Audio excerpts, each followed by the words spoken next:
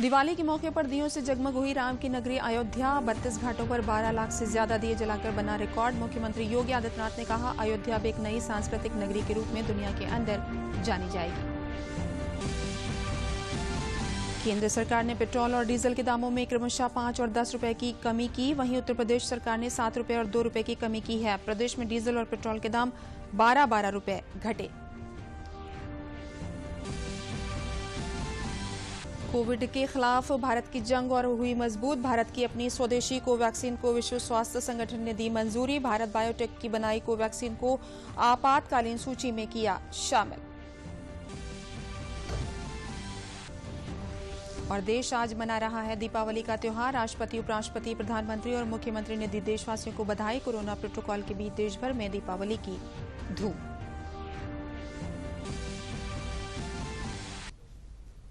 नमस्कार, मैं हूं तरन्नुम रिजवी। आप सभी देशवासियों को दूरदर्शन परिवार की तरफ से दीपावली की हार्दिक शुभकामनाएं। और अब समाचार विस्तार से।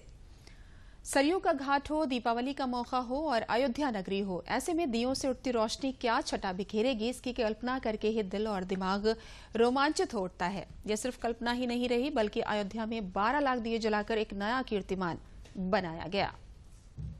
सरयू के घाटों पर दीपों का प्रकाश है।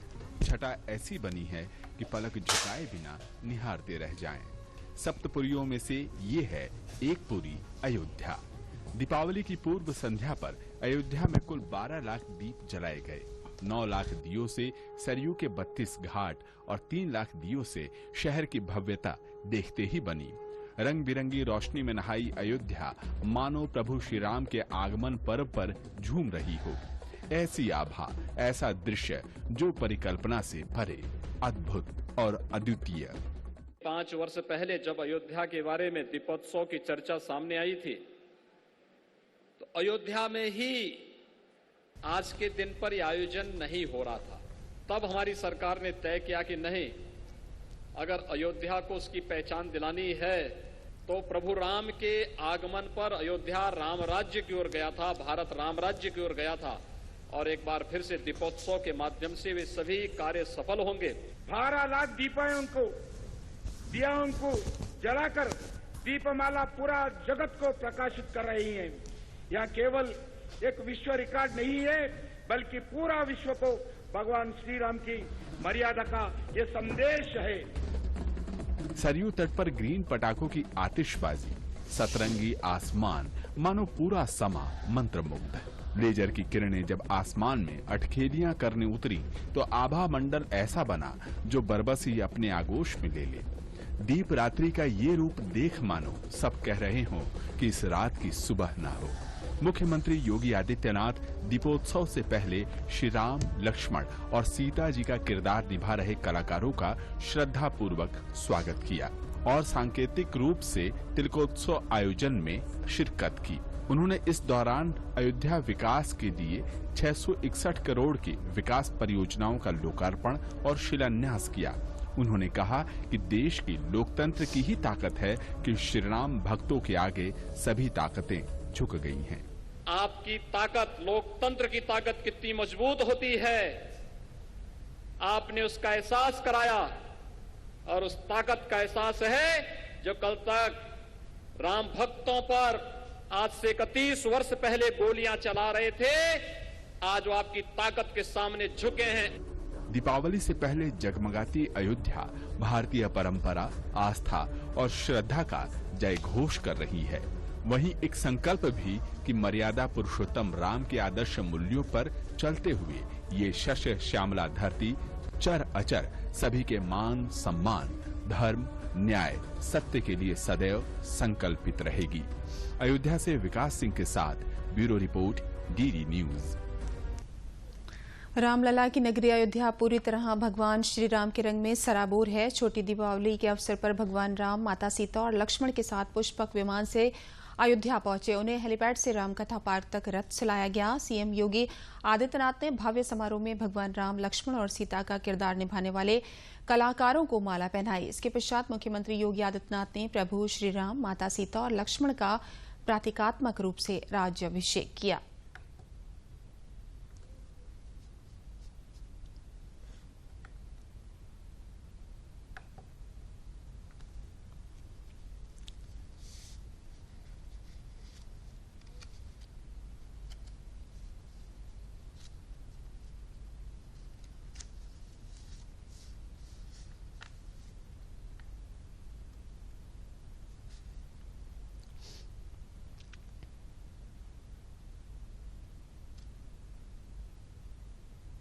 जनता जनार्दन भी भारी संख्या में आई है और जितनी जनता जनार्दन यहां पर आई है इससे 10 गुना दीप उत्सव के आयोजन स्थल पर राम जी की बेड़ी में एकत्र हैं।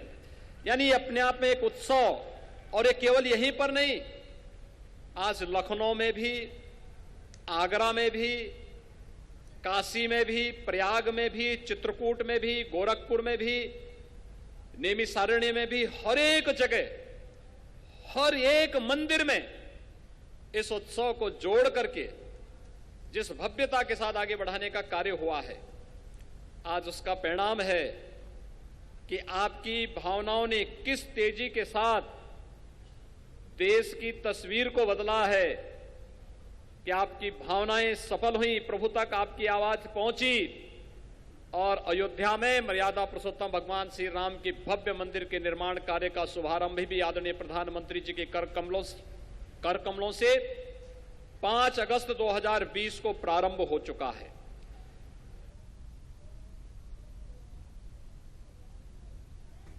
इस अवसर पर केंद्रीय संस्कृति और पर्यटन मंत्री जी किशन रेड्डी, प्रदेश सरकार में उप मुख्यमंत्री केशव प्रसाद मौर्य, भाजपा प्रदेश अध्यक्ष स्वतंत्र देव सिंह और राज्य सरकार के मंत्रियों के साथ संत समाज के लोगों ने भगवान राम का प्रतीकात्मक राज्याभिषेक किया। विगत 4 वर्षों से दीपावली के पूर्व संध्या पर आयोजित हो रहे ये दीपोत्सव स्वयं इस बात का गवाह है कि भारत की जनमन अपनी गौरवशाली परंपराओं को समझाने में जितना अनुराग रखती है, उनसे कहीं अधिक भगवान श्री राम के प्रति अगाध प्रेम और श्रद्धा रखता है। भगवान श्री राम का आदर्श जीवन भारतीय संस्कृति का एक ऐसा अखंड दीप है जो न सिर्फ भारत को बल्कि पूरा विश्व को आलोकित करता है। राम विश्व संस्कृति के नायक है, ऐसे पूरे दुनिया की उन्होंने आदर्श एवं मर्यादा पुरुषों का रूप में स्वीकार किया है। मर्यादा ही जीवन की कसौटी है। मर्यादा पुरुषोत्तम की श्री राम जी ने वनवासियों के साथ साथ जटायु, जांबवंतु, अंगद आदि को अपने प्रेम के जीवन आदर्शों के बनाए रखने में मर्यादों में नगरवासियों को भी निकल गए हैं। मैं सभी लोगों को इस दीपावली के संदर्भ में जो आज उत्तर प्रदेश के सरकार के द्वारा जो कार्यक्रम आयोजित किया है, मैं इसके बारे में उत्तर प्रदेश मुख्यमंत्री जी को, सारे उत्तर प्रदेश के अधिकारियों को, उत्तर प्रदेश के कर्मचारियों को, उत्तर प्रदेश के जनता को मैं धन्यवाद देना चाहता हूं। आज भगवान श्री राम आज भी जन जन के नायक है, आराध्य है। रामलला का भव्य मंदिर निर्माण हो रहा है। अगर आप सबने आशीर्वाद दे करके देश के प्रधानमंत्री माननीय श्री नरेंद्र मोदी जी के नेतृत्व में केंद्र में हमारी सरकार आपने नहीं बनाई होती तो क्या कभी आप कल्पना करते हैं कि अभी रामलला के मंदिर निर्माण का काम प्रारंभ हो पाता? क्या ये टाट से मेरे प्रभु कभी ठाट से रहने की उनकी तैयारी हो पाती क्या? लेकिन आज ये सब संभव हो रहा है क्योंकि आपने डबल इंजन की सरकार, केंद्र में भी हमारी सरकार बनाई और प्रदेश में भी हमारी सरकार बनाई। और आज बड़े बड़े जो रामलला की जन्मभूमि पर मंदिर निर्माण के विरोधी थे, जिन्होंने राम भक्तों के खून से अयोध्या को लाल करने का काम किया था, वह सब आज रामलला के दरबार में आते हैं, मत्था टेकते हैं। देश के अंदर कहीं भी मंदिर में जाकर के कोई जनेऊ दिखा रहा है, कोई भोले बाबा का भक्त बन रहा है, तो यह मैं मानता हूं कि यह आप पूज्य संतों के भक्तों के आशीर्वाद से यह भारतीय जनता पार्टी की वैचारिक जीत है, क्योंकि हम तो सदा राम भक्त हैं। अयोध्या में दीपोत्सव समारोह के दौरान 3 देशों के राजदूत भगवान राजाराम, माता जानकी और लक्ष्मण समेत भगवान हनुमान का प्रतीकात्मक राज्याभिषेक करने पहुंचे। त्रिनिदाद एवं टोबैगो, वियतनाम और केन्या के भारत में राजदूतों ने मंच पर पहुंचकर राज्याभिषेक किया और आशीर्वाद लिया।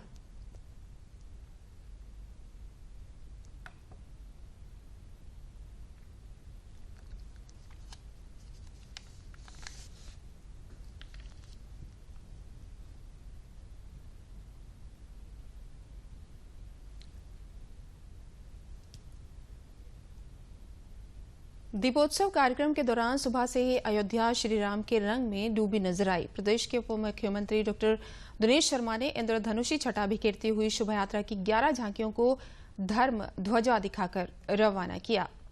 भगवान श्री राम की नगरी अयोध्या आज दीपों की अलौकिक छटा को बिखेरते हुए दिखाई पड़ेगी। सुबह से ही भगवान श्री राम के लंका विजय के बाद अयोध्या वापसी पर झांकियां निकाली गई हैं, जिसमें भगवान श्री राम के तमाम आयामों को प्रदर्शित किया गया है। रामायण काल के प्रसंगों को देखने के लिए लोग सड़क के किनारे कतारों में खड़े नजर आए। दुनिया में भगवान श्री राम के किए गए कार्यों और जिए गए जीवन से लोगों को प्रेरणा मिलेगी। जो अयोध्या नगरी है, अयोध्या नगरी में 12.5 लाख दियों का एक रिकॉर्ड बनने जा रहा है। जैसे लग रहा है कि त्रेता युग फिर से वापस आ गया है इस अयोध्या नगरी में। ये अयोध्या नगरी, ये जो राम का युग था, जिसको हम लोग सतयुग के नाम से जानते थे, आज इस कलयुग में हम लोग बिल्कुल ऐसा महसूस हो रहा है कि हम सतयुग फिर से आ गया है। और माहौल जो यहाँ का है बहुत ही अच्छा, बहुत ही सुंदर माहौल है। इस प्रसन्नता को और राम राज्य में जो आज ऐसे लग रहा है कि अयोध्या में राम जी का पूर्ण राज्य बोलते ना, पूर्ण भारतवर्ष में राम राज्य आ चुका है।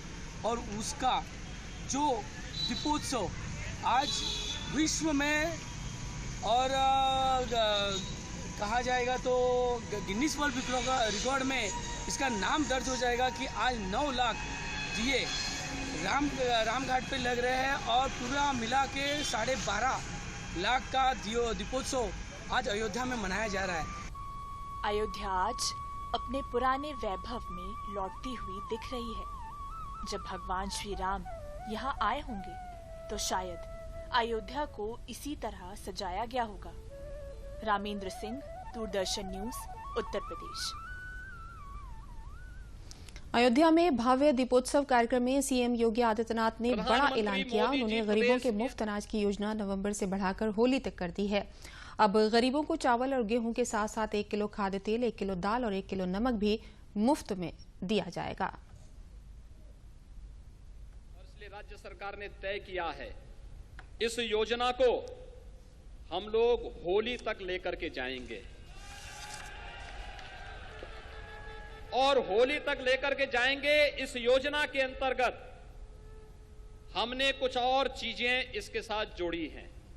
एक, अंत्योदय का जो कार्ड धारक है उन्हें हम 35 किलो राशन दिसंबर, जनवरी, फरवरी और मार्च में फ्री में देंगे हर अंत्योदय कार्ड धारक को। लेकिन साथ साथ राशन में चावल और गेहूं ही नहीं मिलेगा, अब उसमें दाल भी देंगे, तेल भी देंगे और नमक भी देंगे। अंत्योदय कार्ड धारक को हर महीने चीनी भी देंगे। और भाइयों बहनों, पात्र गृहस्थी के कार्ड धारकों को भी, जिसमें हर यूनिट पर 5 किलो मिलता है, अगर किसी परिवार में 7 लोग हैं तो 35 किलो उस परिवार को ही मिलेगा। जिस परिवार में 5 लोग होंगे उस 25 किलो उस परिवार को मिलेगा। इसमें भी चावल और गेहूं भी मिलेगा।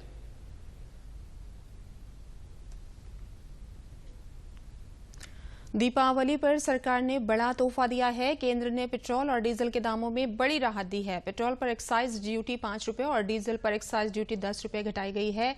नए दाम आज से लागू होंगे। पिछले कुछ समय से पेट्रोल और डीजल की कीमतों में लगातार वृद्धि देखने को मिल रही थी। वहीं उत्तर प्रदेश सरकार ने पेट्रोल में 7 रुपए और डीजल में 2 रुपए की कमी की है। अब प्रदेश में डीजल और पेट्रोल के दाम 12-12 रुपए घटे। कोरोना के खिलाफ लड़ाई में भारत को एक बड़ी सफलता मिली है। दीपावली पर खुशखबरी देते हुए WHO के टेक्निकल एडवाइजरी ग्रुप ने कोवैक्सीन के इमरजेंसी यूज को मंजूरी दे दी है। कोवैक्सीन भारत बायोटेक की वैक्सीन है। WHO के इस फैसले के बाद भारतीयों के विदेश जाने का रास्ता आसान हो गया है। साथ ही अब भारत दूसरे देशों को भी वैक्सीन सप्लाई कर सकेगा। दिवाली के मौके पर देश को मिला है बड़ा तोहफा। भारत में बनी कोरोना वैक्सीन कोवैक्सीन को विश्व स्वास्थ्य संगठन मंजूरी दे दी है। विश्व स्वास्थ्य संगठन ने अपनी बैठक में कोवैक्सीन को आपातकालीन सूची में शामिल करने का ऐलान किया। विश्व स्वास्थ्य संगठन ने फैसले की जानकारी देते हुए ट्वीट किया, WHO ने भारत बायोटेक द्वारा विकसित कोवैक्सीन को आपातकालीन उपयोग सूची में शामिल करने को मंजूरी दे दी है। इससे कोविड-19 की रोकथाम के लिए WHO द्वारा मान्य टीकों की संख्या में इजाफा हो गया है। WHO द्वारा बनाई गई और दुनिया भर में नियामक विशेषज्ञों वाली तकनीकी सलाहकार समूह ने पाया है कि वैक्सीन कोवैक्सीन कोविड-19 की रक्षा के लिए विश्व स्वास्थ्य संगठन के मानकों को पूरा करती है। कोवैक्सीन की समीक्षा WHO के strategic advisory group of experts on immunisation द्वारा भी की गई थी और इस टीके को 18 साल और इससे अधिक की उम्र के लोगों को 4 सप्ताह के खुराक अंतराल के साथ 2 खुराक में देने की सिफारिश की गई थी। दूसरी खुराक के 14 या अधिक दिनों के बाद कोवैक्सीन किसी भी गंभीर स्थिति में कोविड-19 के खिलाफ 78% प्रभावकारी पाई गई। आसान भंडारण के चलते निम्न और मध्यम आय वाले देशों के लिए बेहद उपयुक्त है। उपराष्ट्रपति वेंकैया नायडू ने इस उपलब्धि पर ट्वीट किया, यह जानकर खुशी हुई कि भारत के स्वदेशी टीके कोवैक्सीन को WHO द्वारा आपातकालीन उपयोग के लिए मंजूरी दी गई है। भारत बायोटेक, ICMR और वैक्सीन के विकास से जुड़े अन्य सभी लोगों को बधाई। केंद्रीय स्वास्थ्य मंत्री मनसुख मंडाविया ने मेड इन इंडिया कोवैक्सीन को मंजूरी के लिए विश्व स्वास्थ्य संगठन को धन्यवाद देते हुए ट्वीट किया, यह समर्थ नेतृत्व की निशानी है, यह मोदी जी के संकल्प की कहानी है, यह देशवासियों के विश्वास की जुबानी है, यह आत्मनिर्भर भारत की दिवाली है। आज मोदी जी का आत्मनिर्भर भारत का संकल्प सिद्ध हुआ है। भारत के वैज्ञानिकों के द्वारा निर्मित संशोधित कोवैक्सीन को WHO ने आज अप्रूवल दिया है। इसलिए मैं भारत के हमारे ICMR के साइंटिस्ट, भारत बायोटेक के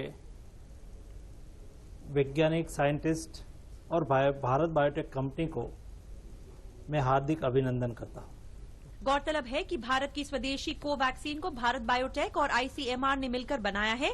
इसे जनवरी में ही भारतीय ड्रग कंट्रोलर ने इस्तेमाल की अनुमति दे दी थी। भारत बायोटेक ने वैक्सीन की इमरजेंसी यूज लिस्टिंग के लिए आवेदन दिया था। इसके बाद WHO ने इस पर काफी विचार विमर्श किया और उसने पिछले हफ्ते ही कंपनी से वैक्सीन का अतिरिक्त डेटा मांगा था। अक्टूबर में इमरजेंसी यूज लिस्टिंग से जुड़े विश्व स्वास्थ्य संगठन की टेक्निकल एडवाइजरी ग्रुप की बैठक हुई थी, जिसमें उसने कुछ और डाटा मांगा था। जाहिर है इस मंजूरी के बाद लाखों भारतीय लोगों को फायदा होगा, क्योंकि इसे मंजूरी न मिलने से बहुत से लोग विदेश यात्रा नहीं कर पा रहे थे। हालांकि ऑस्ट्रेलिया समेत कई देशों ने इसे पहले ही मंजूरी दे दी है। आज देश भर में दीपावली का त्योहार हर्षोल्लास के साथ मनाया जा रहा है। लोग घरों को दियों और लाइटों से सजा रहे हैं। शाम को शुभ मुहूर्त में लोग धन एवं समृद्धि की देवी श्री लक्ष्मी और गणेश की पूजा एवं आराधना करेंगे। इस दिवाली पर उच्चतम न्यायालय ने राज्य सरकारों को निर्देश दिया है कि पर्यावरण के अनुकूल केवल ग्रीन पटाखों का इस्तेमाल किया जाए और उनके निर्माण और बिक्री की छूट दी है।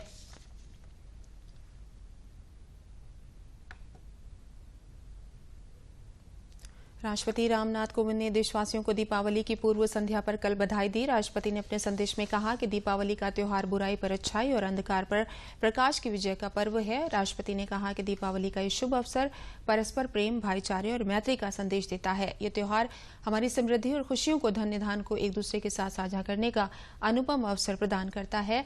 राष्ट्रपति ने अपने संदेश में कहा कि हम सब मिलकर इस लोकरंजक त्योहार को स्वच्छ और सुरक्षित तरीके से मनाएं और पर्यावरण की रक्षा में योगदान करने का संकल्प लें। प्रधानमंत्री नरेंद्र मोदी ने देशवासियों को दीपावली की शुभकामनाएं दी हैं। अपने ट्वीट में प्रधानमंत्री ने कहा कि दीपावली के पावन अवसर पर देशवासियों को हार्दिक शुभकामनाएं। मेरी कामना है कि ये प्रकाश पर्व आप सभी के जीवन में सुख, संपदा और सौभाग्य लेकर आए।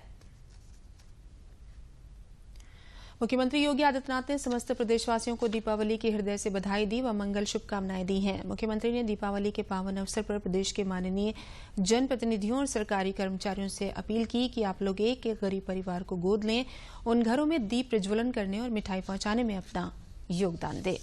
दीपावली की पूरे प्रदेशवासियों को हृदय से बधाई। मेरी अपील होगी प्रदेश के अंदर सभी माननीय जनप्रतिनिधियों से, माननीय सांसदगण, माननीय विधायकगण, महापौर, जिला पंचायत के अध्यक्षगण, ब्लॉक प्रमुखगण, नगर निकायों के चेयरमैन, पार्षद, ब्लॉक प्रमुख, ग्राम प्रधान, जिला पंचायत के सदस्य, क्षेत्र पंचायत के सदस्य, ग्राम पंचायत के सदस्यगण, इन सब की संख्या प्रदेश के अंदर 8 लाख से अधिक है। 20 लाख से अधिक हमारे पास सरकारी कर्मी जुड़े हुए हैं। उन सब से भी मेरी अपील है, लोग अगर ठान लेंगे तो प्रदेश के अंदर हर व्यक्ति के घर में, हर वंचित, हर गरीब परिवार के घर में भी दीपावली का यह पर्व उत्साह और उमंग के साथ मनाया जा सकता है। वे सब एक एक घर को अडॉप्ट करें और उन घरों में भी दीप प्रज्वलन करने और दीपावली की मिठाई उन घरों तक पहुंचाने में अपना योगदान दें। दीपावली का यह पर्व पूरे प्रदेशवासियों के लिए मंगलमय हो। प्रभु राम की श्री कृपा आप सब पर बनी रहे, इस विश्वास के साथ दीपावली की मंगलमय शुभकामनाएं आप सब के प्रति, पूरे प्रदेशवासियों के प्रति मैं व्यक्त करता हूं। जनपद हमीरपुर में छोटी दीपावली में यमुना नदी के किनारे अटल पथ पर भव्य छोटी दीपावली का आयोजन किया गया। जिलाधिकारी डॉक्टर चंद्रभूषण तिवारी ने इसकी शुरुआत की। इस मौके पर 5100 दिए जलाए गए। जिलाधिकारी चंद्रभूषण त्रिपाठी ने बताया कि गंगा महोत्सव का ये कार्यक्रम राज्य सरकार के निर्देशानुसार नगर पालिका के सहयोग से आयोजित किया गया है, जिसमें बुंदेलखंड की परंपरा का निर्वहन करते हुए दिवाली नृत्य भी खेला गया। इस अवसर पर पुलिस अधीक्षक कमलेश दीक्षित ने जनता से अपील की कि दीपावली में पटाखों को सुरक्षित स्थानों पर ही छोड़ें तथा बच्चों को इससे दूर रखें। जनपद के सभी निवासियों को, चाहे वो शहर में रह रहे हों चाहे ग्रामीण क्षेत्र में रह रहे हों, सबको जिला प्रशासन की ओर से, पुलिस प्रशासन की ओर से बहुत बहुत शुभकामना देता हूँ। दीपावली बहुत बहुत शुभ हो, हर्ष और उल्लास का त्यौहार है। सावधानी पूर्वक मनाने की आवश्यकता है। बच्चों को पटाखों से और दियों से थोड़ा सा संभाल के रखें, ऐसे में कोई दुर्घटना भी आशंकित होती है। मैं बहुत बहुत शुभकामना देता हूँ कि ये त्यौहार आप सबके लिए बहुत बहुत मंगलकारी हो, शुभ हो। राष्ट्रीय स्वच्छ गंगा मिशन के अंतर्गत सरकार द्वारा नदियों को अविरल और निर्मल बनाने का प्रयास हो रहा है। इन्हीं प्रयासों के तहत दीपावली की पूर्व संध्या पर नदी तटों पर दीप जलाकर दीपोत्सव कार्यक्रम का आयोजन किया गया। सरकार ने 1 नवंबर से 3 नवंबर तक गंगा उत्सव नदी उत्सव मनाने का निर्णय लिया, जिसमें नदियों के तटों पर दीप प्रज्वलन किया गया। इसी क्रम में बरेली में भी राम गंगा नदी तट पर दीप जलाकर गंगा उत्सव नदी उत्सव कार्यक्रम का आयोजन किया गया। इस उत्सव को सरकार के नमामि गंगे के तहत मनाया गया है। इस अवसर पर नदी तट पर 1001 दीपों को प्रज्वलित कर तटों को रोशन किया गया। साथ ही गंगा को स्वच्छ और निर्मल बनाए रखने का आह्वान किया गया।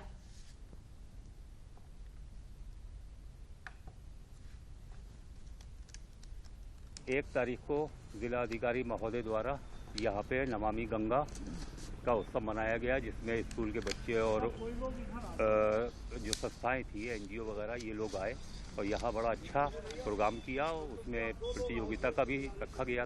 गंगा उत्सव नमामि गंगे के तहत यहाँ रामगंगा घाट चौबारी पर 1100 दिए जलाकर दीपावली उत्सव मना रहे हैं।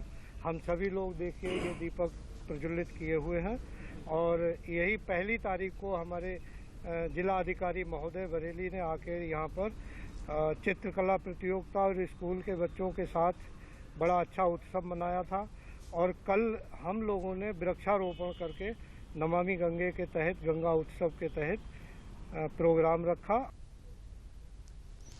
भदोही जनपद के रामपुर गंगा घाट पर दीपावली की पूर्व संध्या पर दीपोत्सव कार्यक्रम और गंगा आरती का आयोजन किया गया। दीपोत्सव कार्यक्रम में 2100 दीपक गंगा घाट पर जलाए गए। इस मौके पर विशेष तरह से गंगा आरती का आयोजन किया गया। इस मौके पर प्रशासन के अधिकारियों के अलावा भाजपा के स्थानीय विधायक ने गंगा आरती की।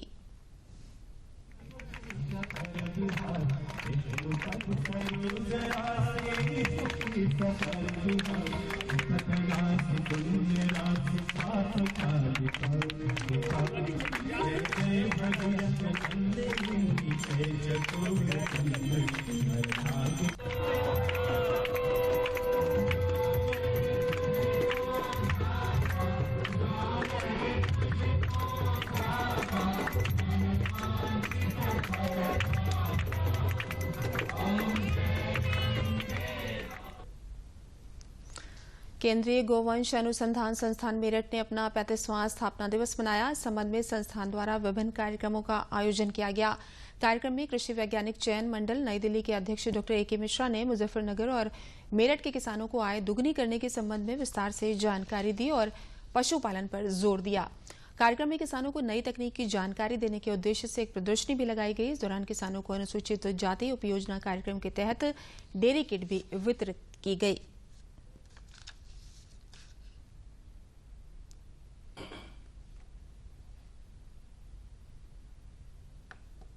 अनुसूचित जाति के जो हमारा कृषक भाई है, इनके पास मूलतः क्या होता है, जमीन नहीं रहता, तो मूलतः इन लोग पशुपालन के ऊपर ही काम करते हैं। आया तो एक दो उनके पास मवेशियाँ रहेंगे, नहीं तो कुछ बकरियाँ रहेंगे। तो इनको तो एक वैज्ञानिक पद्धति से कैसे उनको गोपालन कर पाए, इसके ऊपर शिक्षा देना, और वो जो कर रहे हैं उनको थोड़ा सा और आगे बढ़ा देना। जैसे कैसे गोवंश को ठीक से रखना है, क्या खिलाना है, समय पर वैक्सीन कैसे देना है, इसके विषय पर उनको थोड़ा शिक्षित करना, और उनसे जो प्रोडक्ट बने उनको कैसे, जैसे एनजीओ वगैरह हमारे साथ जुड़ रहा है, उनके साथ लिंकेज कर दे ताकि उनका प्रोडक्ट भी मार्केट में सही तरीके से चला जाए। माता अन्नपूर्णा देवी यात्रा एवं काशी विश्वनाथ धाम के प्रांगण में प्राण प्रतिष्ठा के संबंध में मुख्यमंत्री योगी आदित्यनाथ ने मीडिया को संबोधित करते हुए कहा कि आगामी 15 नवंबर को बाबा विश्वनाथ धाम में माता अन्नपूर्णा देवी की प्रतिमा प्रतिस्थापित की जाएगी। मुख्यमंत्री ने कहा कि 100 साल पहले काशी से मां अन्नपूर्णा की मूर्ति चोरी हुई थी। ये मूर्ति अलग अलग हाथों से होते होते कनाडा के विश्वविद्यालय पहुंची। वहां से ये मूर्ति भारत सरकार को प्राप्त हो चुकी है और पीएम मोदी की मदद से ये मूर्ति उत्तर प्रदेश सरकार को प्राप्त होने जा रही है। प्रदेश सरकार 11 नवंबर को दिल्ली में मां अन्नपूर्णा देवी की मूर्ति को प्राप्त 100 वर्ष पहले काशी से मां अन्नपूर्णा की ये मूर्ति चोरी हुई थी और यह मूर्ति यहां से अलग अलग हाथों में पहुंचते पहुंचते अंततः कनाडा के एक विश्वविद्यालय में पहुंची। कनाडा के उस विश्वविद्यालय से वह मूर्ति भारत सरकार को प्राप्त हो चुकी है और अब प्रधानमंत्री मोदी जी की अनुकंपा से उत्तर प्रदेश शासन को यह मूर्ति प्राप्त हो रही है। भारत की विरासत के प्रति प्रधानमंत्री मोदी जी के इस योगदान के लिए मैं उनके प्रति हृदय से आभार व्यक्त करता हूं और उत्तर प्रदेश सरकार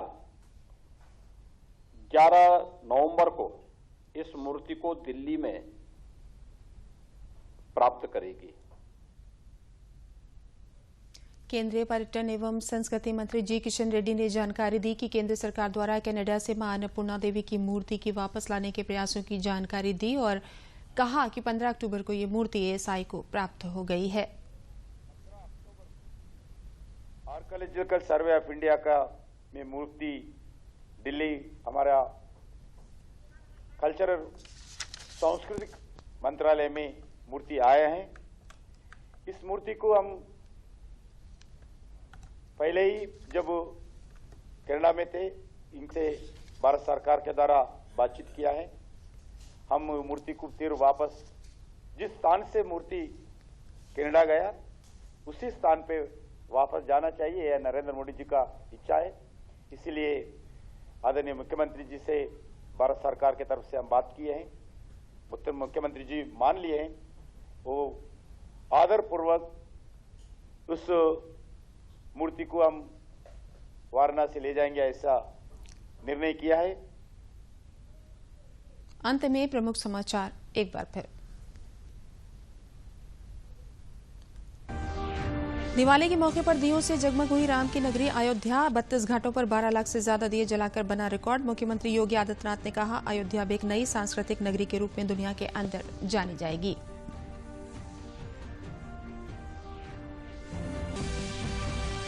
केंद्र सरकार ने पेट्रोल और डीजल के दामों में क्रमशः 5 और 10 रुपए की कमी। वहीं उत्तर प्रदेश सरकार ने 7 रुपए और 2 रुपए की कमी की है। अब पेट्रोल में डीजल और पेट्रोल के दाम 12-12 रुपए घटे। कोविड के खिलाफ भारत की जंग हुई और मजबूत। भारत की अपनी स्वदेशी कोवैक्सीन को विश्व स्वास्थ्य संगठन ने दी मंजूरी। भारत बायोटेक की बनाई कोवैक्सीन को आपातकालीन सूची में किया शामिल।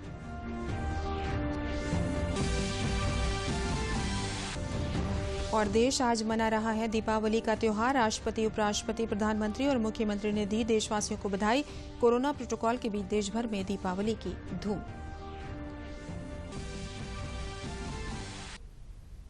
इसी के साथ समाचार समाप्त है। नमस्कार।